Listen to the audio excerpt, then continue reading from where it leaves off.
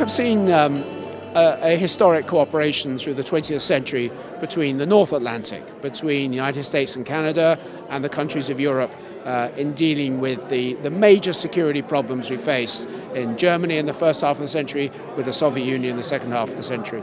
I think we're now living in a world where power is much more distributed, where the countries of the South have a very important voice and an important say in what happens, and the Atlantic community is wider as a consequence. So the countries of Africa, the countries of Latin America, as well as those of Europe and North America, will play an important role. Now, how can we reinforce it?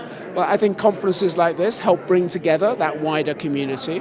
I think we have a mixture in our discussions today of idealism and harsh reality, and we have to bring these two perspectives together, because harsh reality will stay harsh unless there's some sense of a vision as to where we're going, and idealism will not achieve its goals unless there are practical steps to move us from where we are to where we need to get to.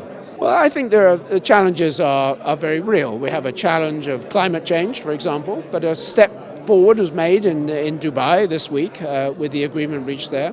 We have a challenge with new technology.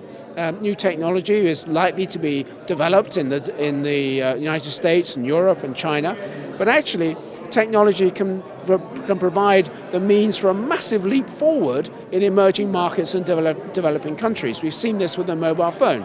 We're seeing this with fintech, financial technologies, which enable businesses to leapfrog previous systems of communication or of financial transactions.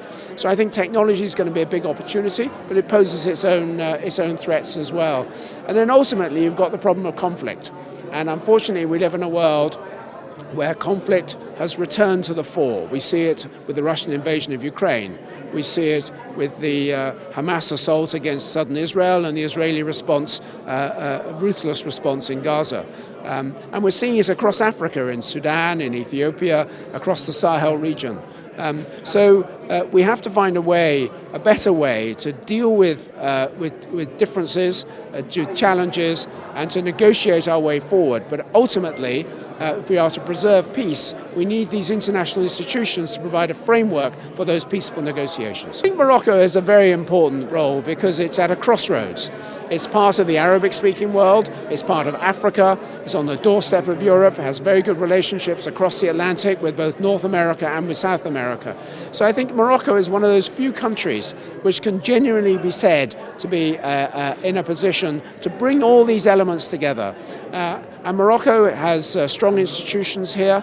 When there was a challenge, for example, during the Arab Spring, His Majesty was able to adjust Morocco's position and to bring about changes in society that address some of the concerns of ordinary Moroccans. Now, there will always be demands, there will always be higher expectations, but that ability to manage the tensions within a country and also to connect with major partners in your own continent, in your own region, and across the water is an essential element that Morocco brings to this.